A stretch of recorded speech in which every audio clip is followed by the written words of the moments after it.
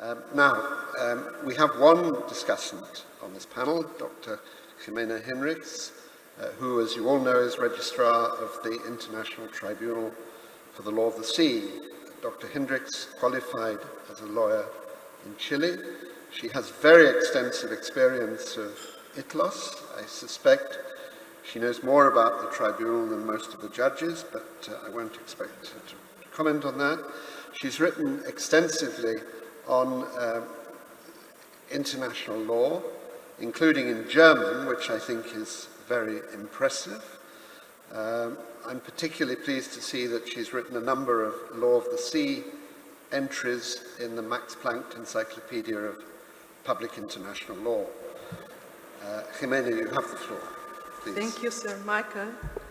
I wish to add my voice to previous speakers in thanking the organizers, the Korean Ministry of Foreign Affairs, and the Korean Society of International Law for their kind invitation to participate in this debate. And I'm participating in my personal capacity. Okay, better? Okay. We have heard that an international court or tribunal dealing with a dispute concerning the convention may be faced with scientific questions and required to evaluate scientific evidence. But what is meant by scientific evidence? Perhaps evidence that serves to establish scientific knowledge. It has been said, evidence that assists to confirm or reject an hypothesis, and it has to be distinguished from other forms of expert evidence as well as from issues dealing with technical matters. And as indicated by Judge CARACCIOLO in her presentation, scientific evidence may assist and contribute to the rendering of a legal decision, but it is the international judge, the expert of the expert, who will have the final word. What is the relation between law and science, and how may a court or tribunal approach this matter? I draw your attention in this regard to the ICLS 2012 judgment in the Bangladesh-Myanmar case, and in that judgment the tribunal stated with regard to Article 76 of the Convention that this provision contains elements of law and science, and that the proper interpretation and application of this article requires both legal and scientific expertise. In general, it held that its function of interpreting and applying the provisions of the Convention may include dealing with uncontested scientific materials or require recourse to experts. Thus, in some situations, a court or tribunal may have to deal with questions of science that may be relevant or intertwined with the law, and such questions may need to be evaluated with a view to rendering and substantiating a legal decision. Now, with reference to case law, different scenarios may be envisaged. One, as just pointed out by Judge CARACCIOLO, a determination on a disputed question of science may not be necessary, and one can refer in this regard to the ICJ Libya-Malta case, where considerable scientific expert evidence was presented with regard to the geological nature of an area described as the rift zone. And the ICJ, admitting that there was disagreement between scientists on scientific data, did, however, not accept the position that in order to decide the case, it had first to make a determination upon such a scientific disagreement. Second, a situation of scientific uncertainty and application of the precautionary approach. Reference has been made today to the southern bluefin tuna cases in which scientific disagreement existed. In that case, it was contended that whether the dispute was scientific rather than than legal. And as pointed out by Judge CARACCIOLO, the court or tribunal will not have competence to deal with the mere scientific dispute. In that case, a provisional measures case, the tribunal found that the differences between the parties also concern points of law.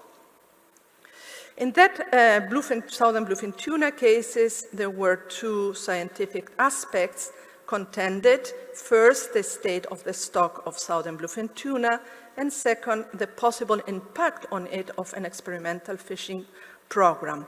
On the first issue, there was no disagreement between the parties.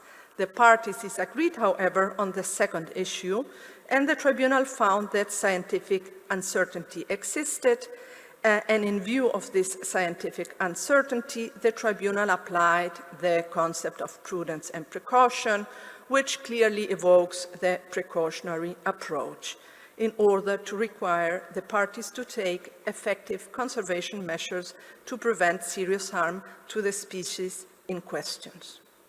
Further to the presentation of Professor GULLETT, what is the status of the precautionary approach, or precautionary principle, as referred to by many authors?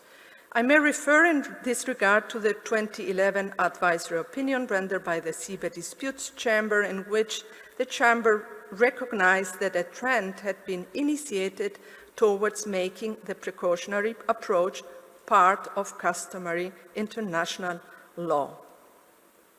Professor GULLETT also indicated that the precautionary approach may be applied in a situation of scientific uncertainty. I wish to highlight here that, to be sure, even if the precautionary approach is applied, the parties will be required to provide scientific evidence. In addition, for the court or tribunal to reach the conclusion that there was scientific uncertainty, it will be required to give consideration to some level of scientific information, as is indicated by Judge Travis in an article he has written on this matter. The question also raised by Professor GULLETT, whether or not the precautionary approach reverses the burden of proof, is something, of course, that merits discussion. The meaning of the precautionary approach, what needs to be proven, whether those conducting the activities have to prove that the activities will not cause harm or are likely not to cause harm to the marine environment. The third scenario is a situation where no scientific assessment has been undertaken and a group of experts to conduct environmental assessment studies is established. And reference may be made here to the Tribunal's Provisional Measures Order of 2003 in the land reclamation case, in which it was noted that Singapore had not undertaken an assessment concerning the impact of the land reclamation works on waters under the jurisdiction of Malaysia.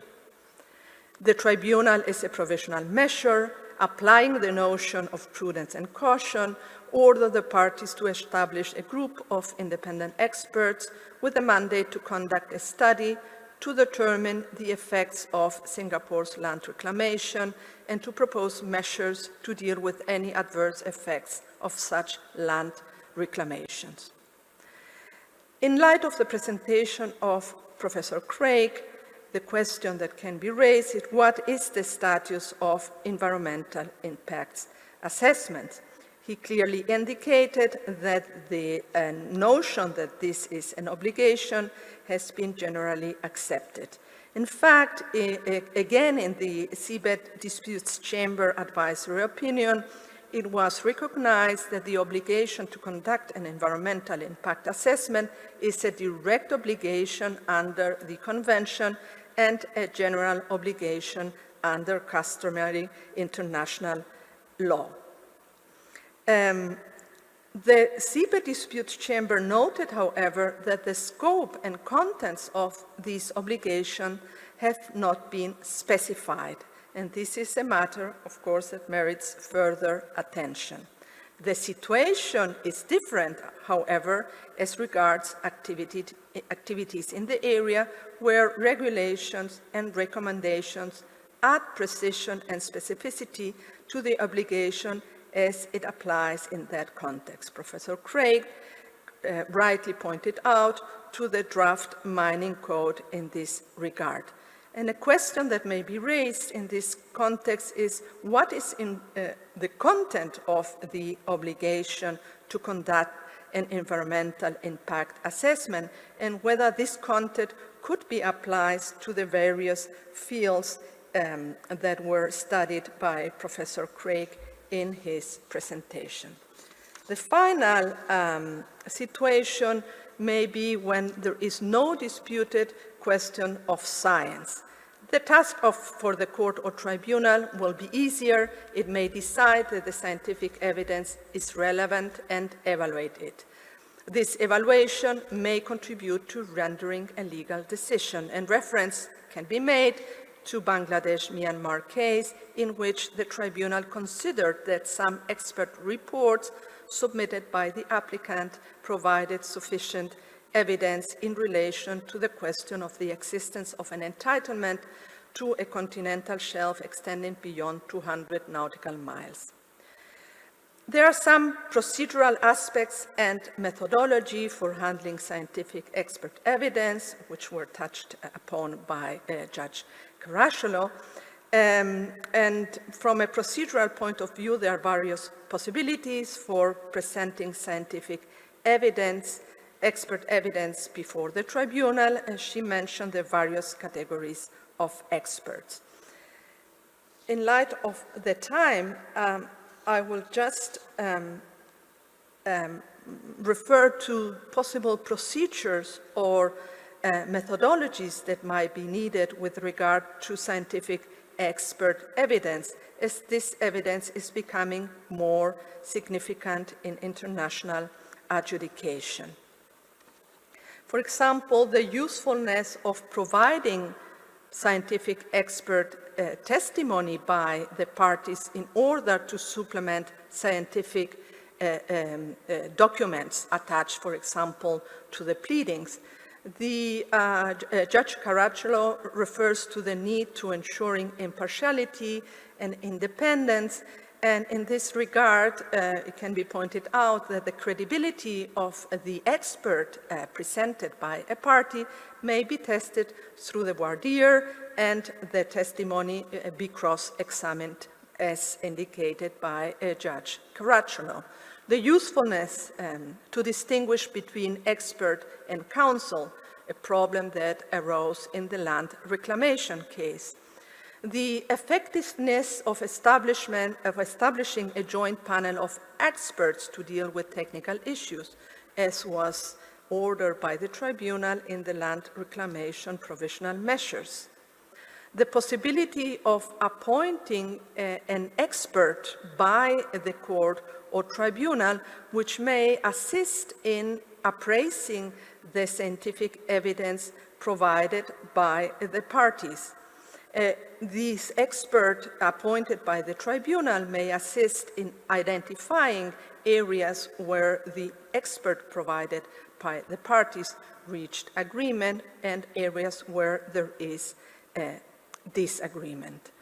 I'm sorry to have taken so much time, Sir Michael. In light of the late hour, this brings me to the end of my comments, and I thank the speakers for their presentation and all of you for your kind attention.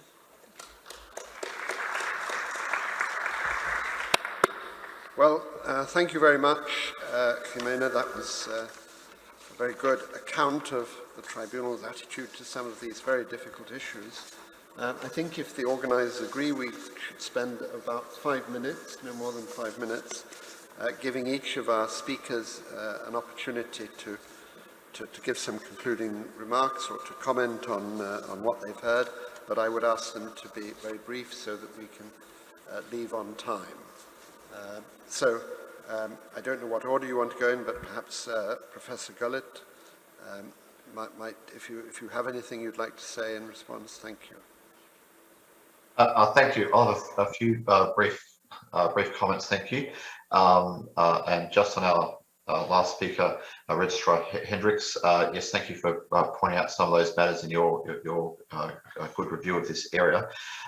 Yes, on the question of whether the precautionary principle has crystallised into a principle of customary international law, it seems these days most commentators conclude that is the case. Including some judicial figures.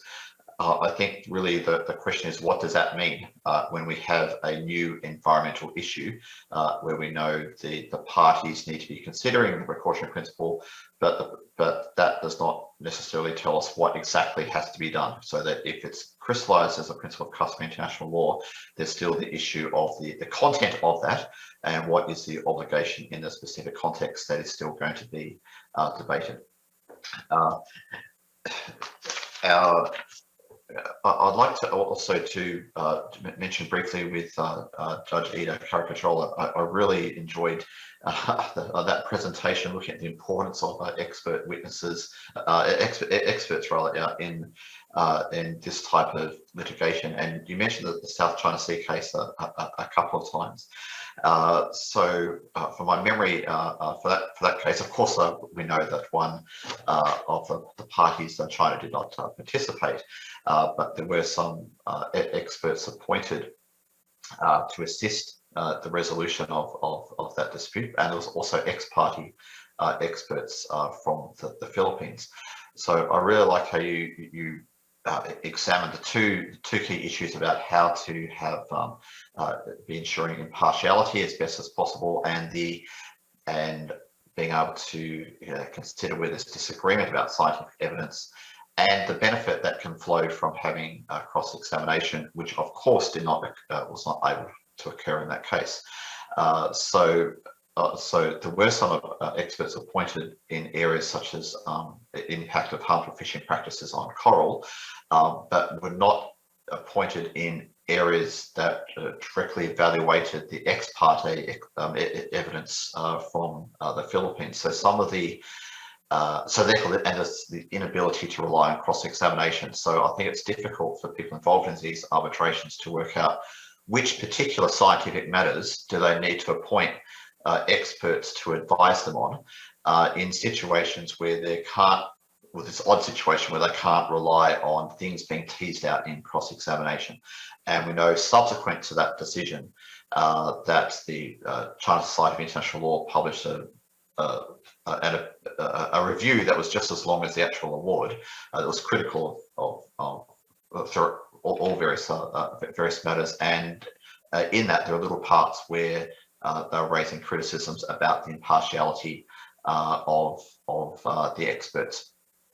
So I think this is one of the key areas to focus on in future cases, in particular with ICLS, how judges go about making their decision which subject matters require them appointing independent experts to assist, and whether there's also always going to be shortcomings that you can't appoint experts really across the board in all matters when we have scientific matters across many different fields in one particular dispute.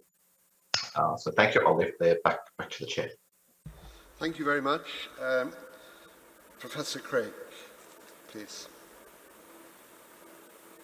Thank you very much, Sir Michael, and thank you to the other speakers and Professor HINRICHS for your comments. The one point that I'll elaborate on is this question that was raised by the discussant around whether the contents and scope of environmental impact assessment, which are not specified in Article 206, are becoming clearer, and can we use these processes that I discussed, the deep sea bed, the fisheries, marine geoengineering, and possibly later the BBNJ, as a way of elaborating our understanding of Article 206 in a kind of evolutionary interpretation sort of way? Is this a sort of subsequent agreement that informs at least our understanding of customary law? And I think, you know, perhaps there's two interesting developments that I'll underline. So one is around public participation. So public participation is not something that is present in the Law of the Sea Convention. It's very much a sort of state-to-state convention. And it really predates the rise of norms around public participation. But what we are seeing in all of these EIA processes is a commitment to Principle 10. And as I said, I think an increasing awareness in international human rights law of the rights of individuals and groups to participate in environmental decisions that affect their rights or interests. And so we're seeing a kind of interesting coming together of human rights law and international environmental law that I think will become more prominent in the next 10 years. We've seen the work of the UN Special Rapporteur on Human Rights and the Environment, John Knox, and now my compatriot David Boyd talking about this. And so I see environmental impact assessment as one of these areas where the sort of rubber hits the road, where we're going to see implementation. And so when we're clearly seeing, I think, an acceptance by states of the rights of individuals and groups to participate in these kinds of processes. The other area that I think is interesting is around the duty to cooperate and exactly what the rights of individual states are in relation to being consulted and their rights as individual states to engage in these processes. And here I think it's a little more difficult. The duty to cooperate in transboundary matters is very much a state-to-state matter. And when we look at the principles of the duty to cooperate in transboundary matters, they're very much framed in terms of notice and consultation. In areas beyond national jurisdiction, it seems that the law and the duty to cooperate tends to be driven more by the cooperative structures that are required by the treaty in question. And so when we look at the fish stocks agreement, the duty to cooperate is largely framed in terms of the obligations of states to cooperate with regional fisheries organizations and to direct their cooperative efforts to those institutional structures. I would suggest that a similar structure arises in activities in the areas that states are required to cooperate within the bounds of the ISA structures. And so this does give rise to a question, one with respect to the rights of non-state parties to the convention, particularly the United States in relation to deep seabed mining. And what happens when individual states are concerned about decisions that are made by council in relation to these matters? Do they have any rights outside that process? I don't have an answer, but I think it's certainly worth thinking about. So with that, I'll turn it back to the chair. Thank you. Thank you very much indeed. We're beginning to run out of time, but Ida, please. Michael, I won't take time. It's very late and I'm not a digestive liquor. Unfortunately, international law isn't as well. So I will just thank Dr. HINRICHS and Professor GULLETT for their comments. I fully agree with them.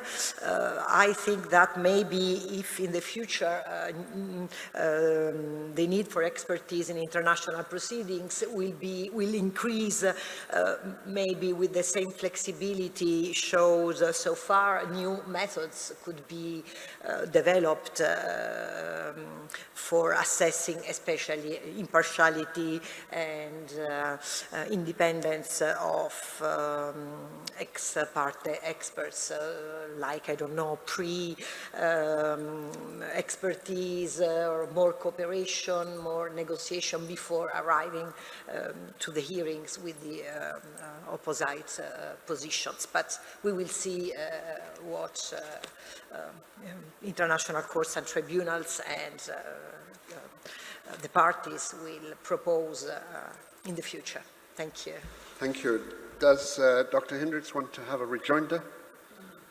In which case, it just remains for me, before I pass back to the organisers, to thank all the participants and invite you to thank them. I think it was a very good discussion.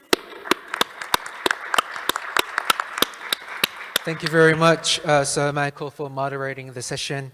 And thank you also to the speakers for sharing their insights and experience.